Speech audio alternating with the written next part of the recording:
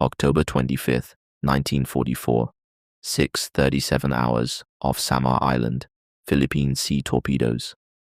The ship turned to bring her starboard tubes to bear. Japanese shells straddled the destroyer, one passing directly overhead with a sound described later as a freight train tearing through the air. The deck shook as Johnston steadied on her firing course. At 6:56, Evans ordered the launch. 10 Mark 15 torpedoes left the tubes in a staggered spread, running hot and straight toward the enemy line. Almost immediately, Evans ordered hard rudder and maximum speed to clear the firing lane. The destroyer heeled sharply, throwing men against bulkheads and railings. Within minutes, the result became visible. At least one torpedo struck Kumano near the bow. A towering column of water erupted alongside the cruiser, followed by a flash and a plume of smoke. The blast tore away much of her forward section, forcing her to slow and sheer out of formation. Japanese ships behind her began maneuvering to avoid the crippled cruiser, disrupting the advance of the entire column. But Johnston had revealed her position. The Japanese battleships had already found the range. At 7 o'clock, a salvo from a battleship, likely Kongo or Haruna, landed directly on target. A shell punched through Johnston's hull, detonating in the engineering spaces. Another struck the bridge, killing and wounding several men. The ship lost power briefly, slowing to a crawl as steam pressure dropped. Evans was wounded by shrapnel, bleeding from the face and hands. He refused medical attention. He remained on the bridge, issuing orders through the smoke and debris. Damage control parties went to work immediately. Flooding compartments were isolated. Fires were attacked with portable extinguishers and seawater hoses.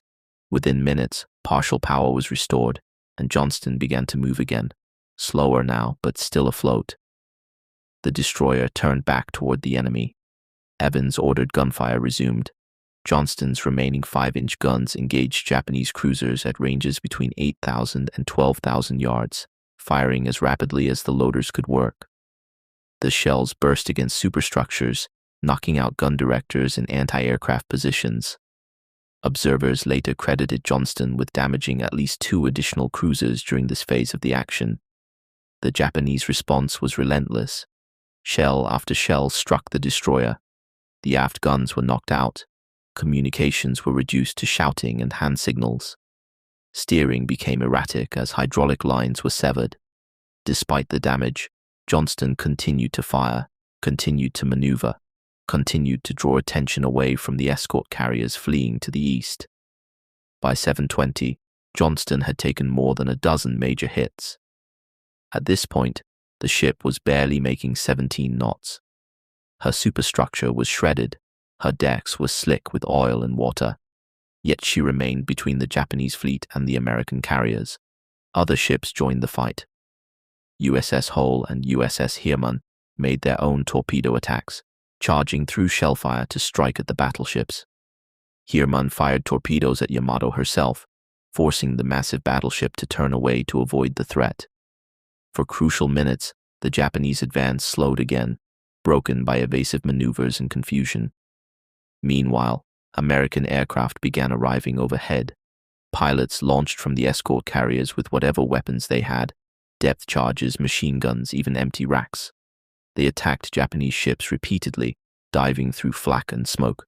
Though their ordnance was largely ineffective against heavy armor, the constant harassment added to the impression of a coordinated, determined defense. From the Japanese perspective, the situation was unclear. Kurita had expected to encounter a minor covering force, not a screen that charged directly at his battleships. Smoke obscured the carriers. Aggressive destroyer attacks suggested the presence of larger American forces. Air attacks continued without pause. At 7:30, Kurita ordered a temporary course change to the north, attempting to regroup and assess the situation. For Johnston, the respite was brief. By 7:40, Japanese fire resumed with renewed intensity. A final series of hits knocked out the last operational gun. The ship lost steering completely, drifting dead in the water. Evans ordered the remaining crew to abandon ship preparation stations, while damage control continued as long as possible. At 9:10, With flooding uncontrollable and power gone, Evans gave the order to abandon ship. Men went over the side into oil-covered water as Johnston listed heavily. Evans was last seen assisting wounded sailors into life rafts. He was not seen again. USS Johnston sank at approximately 10:10, bow first, disappearing beneath the waves of the Philippine Sea. Of the ship's crew of 327, 186 were killed. The battle continued after her loss. Despite their overwhelming firepower, the Japanese fleet never reached the American landing forces at Leyte. Confusion, fuel concerns, and the aggressive resistance of the escort ships convinced Kurita that he faced a much stronger force than was actually present. At 9:11, Kurita ordered a general withdrawal. The center force turned back toward the San Bernardino Strait, leaving the vulnerable American carriers alive and the invasion fleet untouched. The action off Samar would later be recognized as one of the most extraordinary naval engagements in history, a battle in which lightly armed ships charged battleships and survived through determination, skill, and sacrifice. Lieutenant Commander Ernest E. Evans was posthumously awarded the Medal of Honor. His citation noted his extraordinary heroism and his decision to engage the enemy without regard for the overwhelming odds. Today, USS Johnston rests more than 20,000 feet below the surface, discovered in 2021. Her hull lies broken but unmistakable, a silent record of the morning when a single destroyer refused to turn back. By 6:45 hours, the situation off Samar had fully revealed itself.